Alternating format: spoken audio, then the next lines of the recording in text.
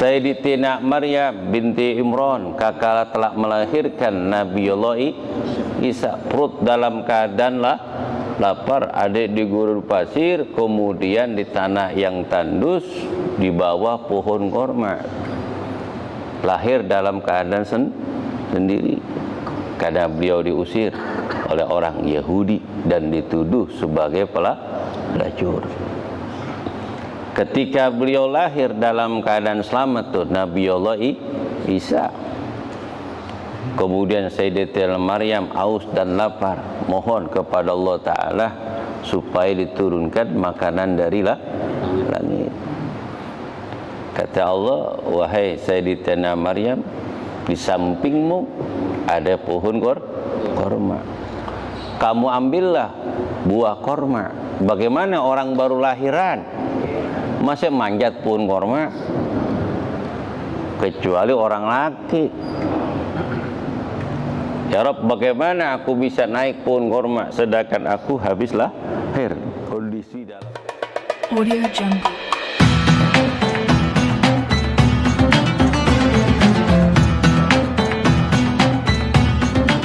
Bismillahirrahmanirrahim. Qala musannif rahimahullahu ta'ala wa nafa'ana bi ulumi fid dharain illa annahu qala babu salatil jum'ati, bab salatul jum'at. Tajibu jum'atu ala kulli mukallafin hurrin dzakarin muqimin bila maradin wa na'imi ma taqaddama. Wa tajibu ala al-maridi wa nihi idha hadara waqtu iqamatiha aw hadara fil waqti wa lam yushak alayhi intidari. Wa man balagul yadahu sayyidin min tarfin mawdi'in jum'ati ma sukuni rihi wa sawti la ala musafirin safaran mubahan tawilan aw qasiran. Babu sholatul jum'ati, bab sholatul jum'at. Sholat Jumat ini adalah pengganti daripada sholatul zuhur. Jika seseorang sah di dalam melaksanakan sholatul Jumat, maka sah pula di dalam melaksanakan, maka gugur pula di dalam melaksanakan sholatul zuhur. Ada sebagian masjid di lingkungan kita mengulang i'adah sholatul zuhur ba'da sholatul Jumat, itu hukumnya hanya disunnahkan. Al-Imam Syafi'i dikarenakan ta'adus sholatul Jum'ati, karena banyak sekali bilangan-bilangan sholatul Jumat dilaksanakan lebih daripada satu masjid di suatu kampung, maka hukumnya sudah. Tadi kan di daerah suatu kampung, biasanya di kampung itu di suatu desa setiap masjid cuman punya satu masjid, yang lainnya musola. Dilaksanakan satu kampung itu cuma satu masjid. Berbeda dengan di perkotaan, apalagi di kota besar, khususnya di Jakarta. Itu hampir setiap RW mempunyai masjid. Hampir setiap RW mempunyai masjid.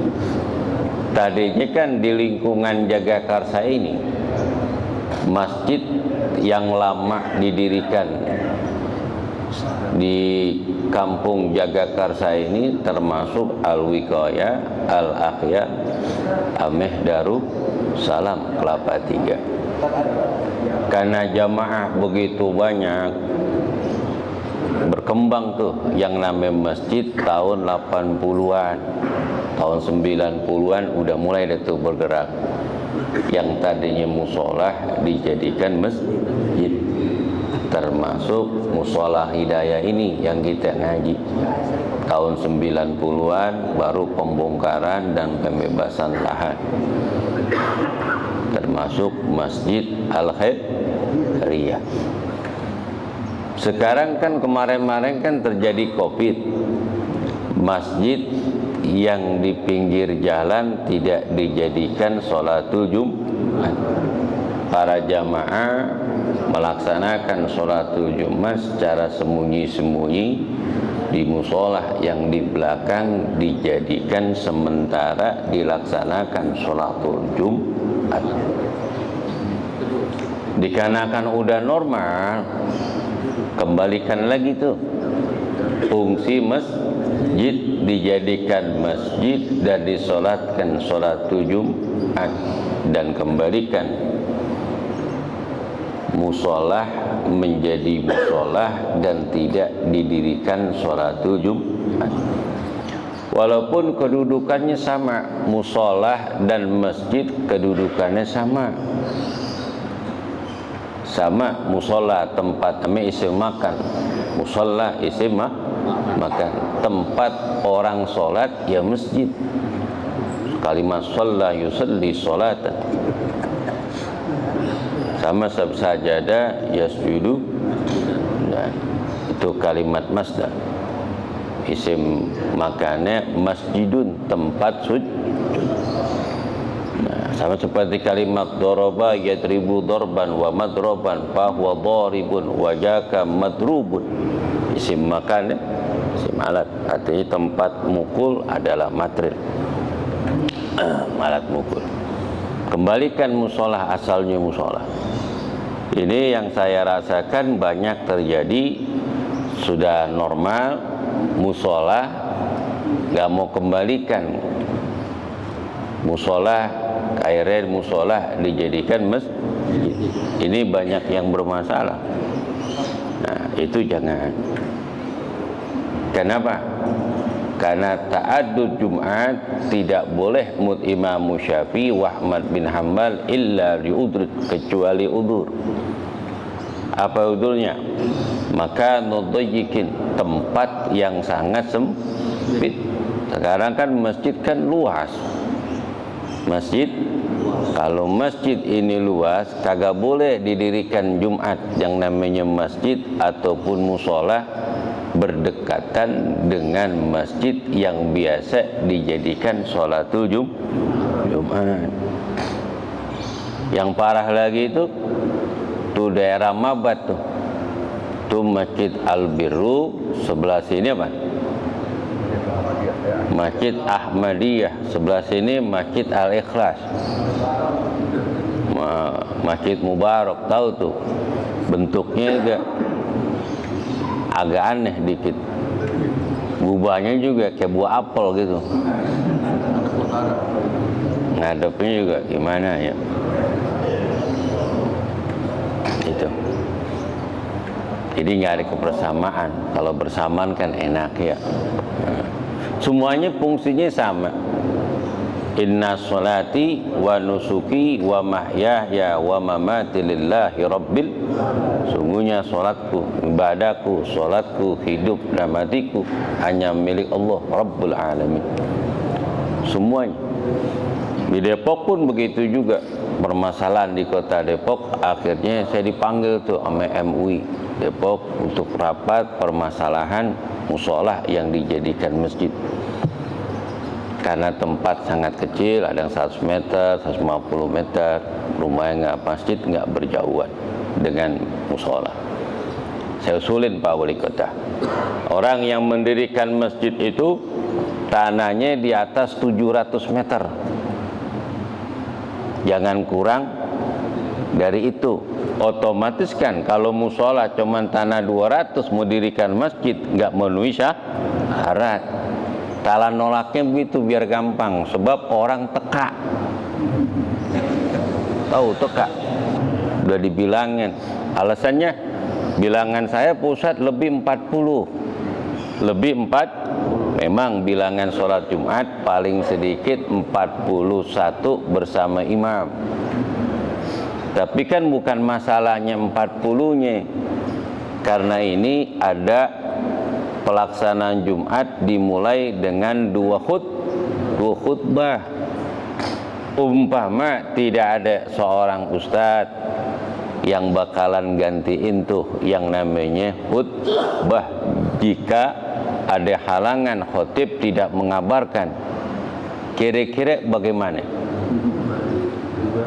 sholat Jumatnya. Jadi diumumin, mohon maaf para jamaah, Jumat hari ini prek dulu. Emang kenapa? Khotibnya berhalangan. Khotibnya berhalangan. Ini pernah terjadi. Pernah terjadi ini begini. Karena pengalaman saya itu, waktu dulu kan saya suka ceramah tuh. 15 tahun yang lalu tuh ceramah sana sini keluar kota. Pas saya mampir suatu daerah pengen sholat Jumat, khotibnya kagak datang sampai 12:30 lewat. Akhirnya dia bilang, ada gak jamaah yang bisa menyampaikan khutbah tata caranya sama seperti kami azan 2 kali, syarat dan sunnahnya. Kalau memang nggak ada, kita sholat duhur. Akhirnya nggak ada ini, saya mau sholat duhur, saya bilang insya Allah saya bisa. Insya Allah saya bisa. Itu harus memenuhi syarat rukunnya. Kalau ta'adud Jumat tidak boleh illa li'udhrin, kecuali lain-lain. Sama seperti Nabiullah Ibrahim, kakala diperintahkan Allah Ta'ala membangun Ka'bah di tengah gurun pasir dan tidak ada sumber kehidupan. Air aja kagak ada, rumah kagak ada, cuman beliau doang sekeluarga. Kemudian di gurun, karena ini perintah Allah, laksanakan. Setelah dibangun, Allah perintahkan Nabi Ibrahim untuk memanggil manusia di alamud dunia ini supaya berdatangan menuju Baitullah. Nabi Ibrahim berkata, ya Rabb, bagaimana aku bisa memanggil manusia seluruh dunia supaya mereka bisa datang kemari? Allah Ta'ala, panggillah wahai Ibrahim, nanti aku ketuk manusia dalam hati sanubarinya, mereka akan datang menuju Baitullah. Yang penting ikhtiar aja. Yang penting ikhtiar. Sama seperti Sayyidatina Maryam binti Imran, kakala telah melahirkan Nabiullah Isa, perut dalam keadaan lapar, adik di gurun pasir, kemudian di tanah yang tandus di bawah pohon korma. Lahir dalam keadaan sendiri karena beliau diusir oleh orang Yahudi dan dituduh sebagai pelacur. Ketika beliau lahir dalam keadaan selamat tuh Nabiullah Isa. Kemudian Sayyidatina Maryam aus dan lapar, mohon kepada Allah Ta'ala supaya diturunkan makanan dari langit. Kata Allah, wahai Sayyidatina Maryam, di sampingmu ada pohon korma. Kamu ambillah buah korma. Bagaimana orang baru lahiran masa manjat pohon korma? Kecuali orang laki. Ya Rabb, bagaimana aku bisa naik pohon korma sedangkan aku habis lahir, kondisi dalam keadaan sakit? Kamu ketuk aja itu pohon korma, nanti korma itu akan jatuh. Gimana itu? Cuma ditepok doang tuh jatuh pohon korma. Pohonnya, apa namanya, buahnya, semuanya dengan izin Allah. Maka usaha kita yang kita usahakan itu cuma 20% maksimal. Itu pekerjaan yang kita kerjakan maksimal cuma 20%. Ya'malu fasyarallahu a'malahum. Berusahalah kamu semampunya kamu, niscaya Allah Ta'ala akan menilai, akan memberikan apa yang kamu usahakan. Cuma 20%. Modal tenaga dan pikiran cuma 20%. 80%-nya dengan doa keberhasilan kita. Karena itulah ketentuan dari Allah, 20%. Coba kalau kita dagang, banyakkan kelilingnya atau duduknya? Kecuali dagang balik kali mah. Keliling.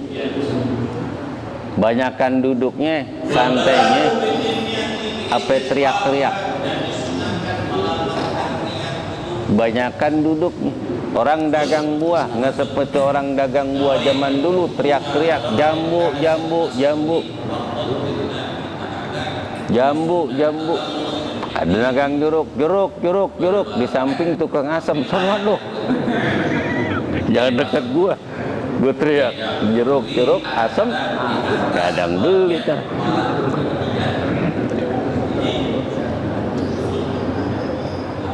Banyakan santainya. Banyakan walaupun di kantor cuma 8 jam. Apakah ngetik mulu tuh yang namanya komputer? Apakah utak-atik mulu tuh komputer? Kagak, tak sedikit ngerokok, tak ngopi, tak makan, tak ngobrol, tak nelpon. Ada yang nelpon, ada yang ngirim WA. Berapa lama kita kerja? Di dalam puncak kesuksesan karir seseorang itu didapatkan 80 sampai 90% dengan doa, dengan ibadah. 10% cuman ikhtiar. Wa idza azamta fatawakkal 'alallah innallaha yuhibbul mutawakkilin. Jika engkau udah niat, maka luruskan niatmu dan tawakallah kepada Allah Ta'ala. Sungguhnya Allah Ta'ala mencintai orang-orang yang bertawakal. Jadi dipersaratin tanah 700 dah tuh. 7. Jadi musola pengen bangun juga bingung. Karena pendanaan, pembebasan, kemudian pembangunan musola dijadikan masjid. Itu.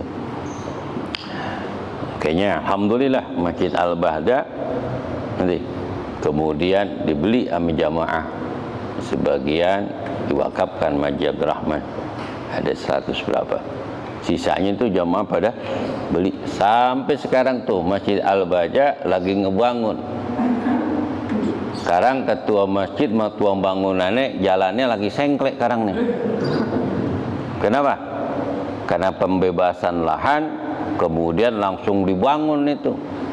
Haji Dorman berani batu dia itu. Dua orang mana-mana dong, Bangka Belitung dia itu. Cuman ngaji, diberikan apaan? Ilmu, diberikan ilmu pengetahuan, mumpung masih hidup, mumpung masih sehat, mumpung ada rezeki. Jangan mikirin orang yang hidup aja, mikirin bakal kita bekal kematian yang bakalan kita bawa. Mangat tuh dia. Usahanya maju sekarang. Kagak ada yang namanya orang yang berjuang di jalan Allah susah hidupnya, tidak ada sejarah. Wa ma anfaqtum min khairin fahuwa yukhlifu. Apa yang kamu belanjakan Allah lah yang akan ganti. Makanya besok kan hari Rabu kuliah subuh, pada buat duit dah yang banyak, bakal bekal tuh di akhirat, bakal bekal di akhirat. Walaupun jamaah saya kebanyakan pensiunan, tetap buat akhirat mah jangan sampai kita lupa tuh akhirat. Karena semuanya udah kita jalanin dalam kehidupan ini. Makan apa aja udah kita cobain. Naik pesawat udah, kereta udah, naik mobil apa aja udah, naik motor Binter sampai Vespa udah, sampai Nmax, betul gak? Semuanya udah kita ngerasain, kemana aja. Makan apa aja udah.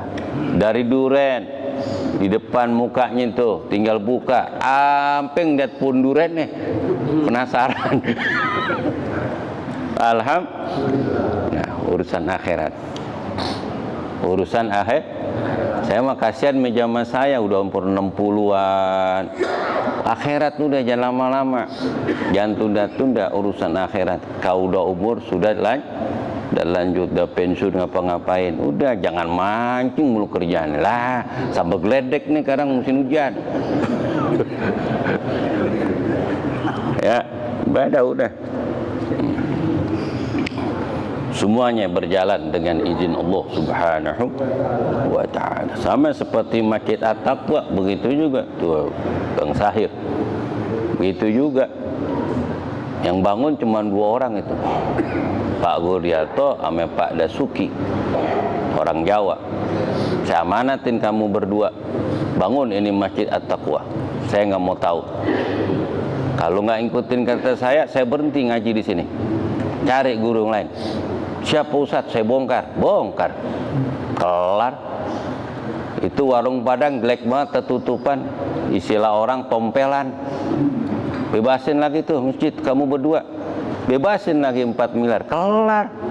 Alhamdulillah Pak Ustadz bilang saya gini-gini, usaha saya tambah lancar, tambah maju, uang saya keluarin belum 2 tahun, kembali semuanya, bahkan berlipat ganda. Tuh, Allah yang ngasih.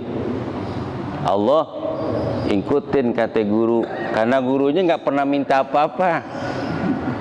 Kalau kita punya guru nggak pernah minta apa-apa, insya Allah omongannya dijabah oleh Allah Ta'ala. Karena mulutnya tidak dikotori dengan urusan dunia. Kalau dia ngajar hanya mengetuk hati manusia untuk jalan Allah Subhanahu wa Ta'ala. Insya Allah cari guru yang seperti itu dimanapun mereka berada, cari, walaupun di lereng gunung, cari. Bakal apa? Bakal nolongin kita nanti di padang mahsyar. Sebab kita punya guru ini, itu nggak bakalan ditinggal jamaahnya nanti di padang mahsyar. Satu orang pun dari jamaahnya yang tertinggal, dia nggak mau masuk ke dalam surga. Kalau memang kita punya guru, punya kedudukan yang sangat tinggi di sisi Allah, itu akan nungguin gurunya. Sama seperti jamaah nungguin gurunya ketika gurunya akan datang mengajar suatu masjid. Nanti di yaumul mahsyar, gurunya ngapain? Gurunya yang nungguin. Kalau mempunyai kedudukan yang sangat tinggi di sisi Allah. Karena Nabi bersabda, yasfa'u yaumal qiyamah salah satu yang memberikan syafaat nanti di yaumil qiyamah ada 3. Pertama, al-anbiya, para nabi dan rasul. Kemudian wal ulama, dan para ulama. Babu salatul jum'ati, bab salatul jum'at. Tajibu jum'atu ala kulli mukallafin hurrin zakarin muqimin bila maradin. Wajib melaksanakan salatul jum'at ala kulli mukallafin, setiap orang yang mukallaf, balik dan berakal hurrin, orang yang merdeka, zakarin, orang laki, mukimin, orang yang mukim, bila maradin, dia tidak sakit. Di dalam hadis Nabi sallallahu alaihi wasallam an Abi Hurairah radhiyallahu ta'ala qala Rasulullah sallallahu alaihi wasallam, al-jum'atu haqqun wajibatun ala kulli muslimin. Salat Jumat itu adalah wajib setiap orang muslim. Illa arba'atun, kecuali 4. Abdun wa mulkun imra'atun aw sobiyun aw maridun. Kecuali 4 hukumnya tidak wajib melaksanakan salatul Jumat. Yang pertama, abdun, seorang budak. Aw imratun, ataupun orang perempuan. Aw sobiyun, anak yang belum balik. Aw maridun, ataupun orang yang sakit. Kalau 4 ini kategori 4 ini hukumnya nggak wajib sholatul Jumat. Pertama, budak udah nggak ada nih. Yang kedua apa? Imratun, seorang perempuan nggak wajib, tapi dia melaksanakan sholat Jumat, maka gugur kewajiban sholatul duhur. Gugur kewajiban sholatul duhur. Kemudian sobi, anak kecil belum balik, diajak Jumat,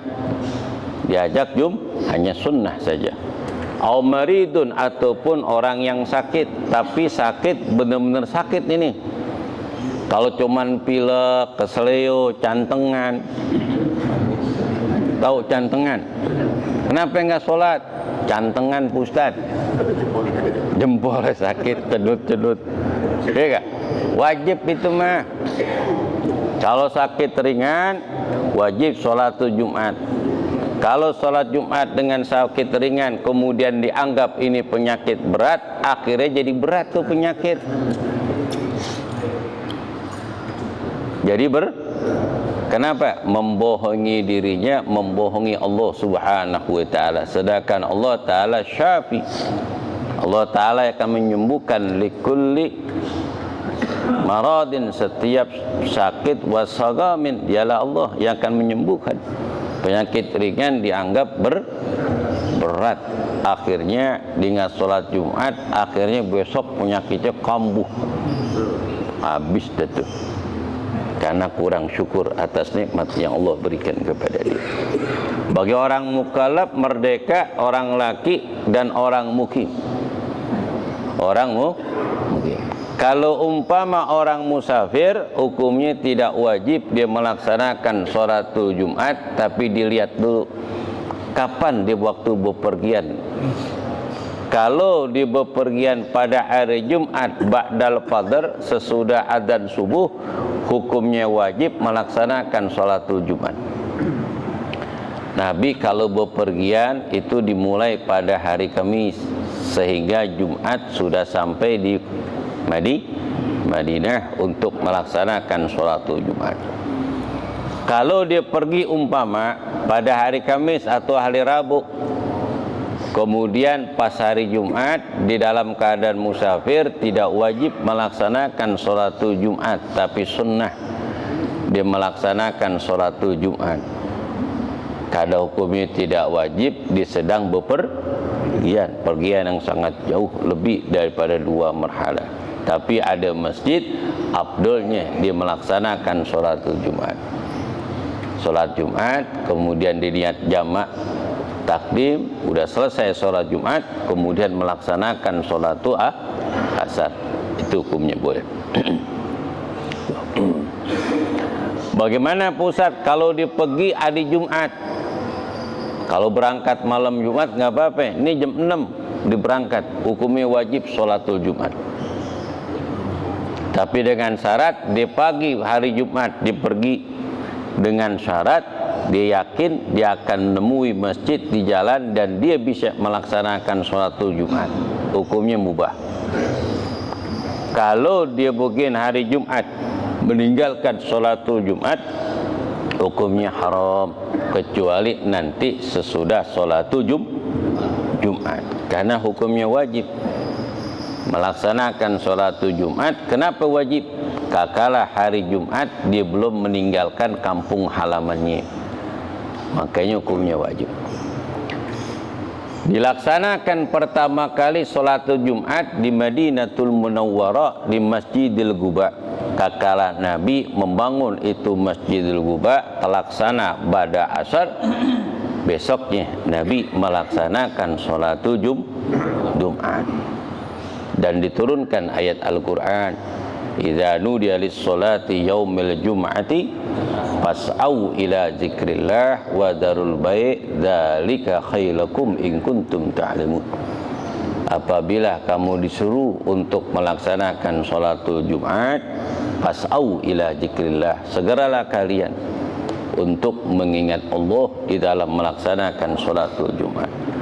Tinggalkanlah jual beli jika kalian mengetahui keutamaan sholatul Jumat. Itu. Tajibu ala maridin wa nahi idza hadar waqtal iqamatiha. Hukumnya wajib bagi orang yang sakit andai kata dia memaksakan dirinya untuk ke masjid, tiba-tiba sudah masuk waktu pelaksanaan Jumat didahului dengan azanul zuhur. Dia mau pulang pusat karena penyakitnya kambuh. Hukumnya wajib melaksanakan sholatul Jumat. Kenapa? Karena dia udah tidak wajib melaksanakan Jumat, tapi memaksakan dirinya menuju masjid. Kala waktu sholatul Jumat haram dia untuk pulang, kecuali selesaikan dulu pelaksanaan sholatul Jumat. Makanya khutbah jangan panjang-panjang. Lagi kagak enak panjang-panjang, ntar ngawur. Nanti ngawur. pendek, singkat, yang penting memenuhi syarat. Makanya ditulis tuh 15 menit. Jadi 15 menit syarat aja. Yang penting inti permasalahan. Jangan cerita yang lain-lain. Tuh, pelaksanaan Jumat syarat dan rukunnya. Karena banyak yang orang sakit, banyak pula orang yang tua. Kalau orang tua kita dulu kan jam 11 saya udah sampai di masjid. Ini khotib pas mau azan baru nyampe. Khutbahnya panjang lagi. Apa kata yang tua? Tuh ustadz nggak tahu diri banget dah. Nah gue udah jam 11 di sini. Mana gue nahan kencing. Lama banget. Bener gak? Jangan terlalu lama di dalam penyampaian. Maksimal banget tuh udah di ujung mati 20 menit lah. Maksimal benar. Apalagi di perkantoran. Waktu yang sangat singkat. Nanti dia pengen istirahat mau makan juga akhirnya nggak cukup waktunya. Jadi sedang-sedang aja. Ya. Hukumnya wajib. Karena udah masuk waktu sholat Jumat, nggak boleh pulang, nggak boleh pulang. Itu beda kalau memang dia sakit kemudian dia nggak sholat Jumat. Yang paling hebat nih di antara jamaah saya nih itu Haji Sapri almarhum tuh, orangnya sakit parah nih, sakit kanker dia mah, sakit kanker. Tapi di mana aja pengajian didatang tuh. Masjid Hidayah subuh didatang, Jumat nggak pernah tinggal. Rabu, Minggu, kuliah hari Rabu, ame Minggu datang. Dikelilingnya tuh ngaji. Sedangkan dia sakit parah tuh. Sakit. Bayangin dia penyakit kanker. Stadium 4 ya. Itu stadium 4. Tapi tetap ngaji. Kenapa? Ruhnya lebih besar dari jiwanya. Saya pun mungkin kagak bisa kali, mungkin. Kadang meriang dikit ngaji libur ngaji lah. Apalagi gue puyeng banget ini. Ya gak, cenut-cenut dia mah kuat. Mana kayak motor lagi ya, nyampe. Kenapa? Himmatur rijal tadudul jiwa. Keinginan orang laki bisa menghancurkan gunung karena semangat. Karena orang-orang tua ini kita ngelihat walaupun udah tua-tua, penting pilek ngepet tetapnya ngaji. Kenapa? Karena udah istiqomah, udah biasa melaksanakan ibadah walaupun jauh sampai kemarin. Tuh Haji Gojali Haji Arifin tuh dari Depok tuh, dari Beji sonono, Margonda sonono, jauh bener. Mari. Kenapa? Karena nih niat. Walaupun apa di samping masjid, kalau memang dia males nggak bakal dateng, malah ditarik selimut. Apalagi umur udah 60 ke atas. Woi mau kemana kata malaikat? Udah asar. Sabiquna bil khairat, segeralah kalian berlomba-lomba di dalam berbuat wasari'u ila maghfiratih wa ridwani, segeralah kalian mencari ampunan dan keridhaan Allah dengan amal kebaikan. Makanya kalau umpama dia meninggal dunia, itu dua makhluk Allah Ta'ala akan berkata, idza mata ibnu Adam, apabila seseorang meninggal dunia, dua makhluk Allah akan berkata. Siapakah dua makhluk itu? Nanti jawabannya hari Selasa akan datang.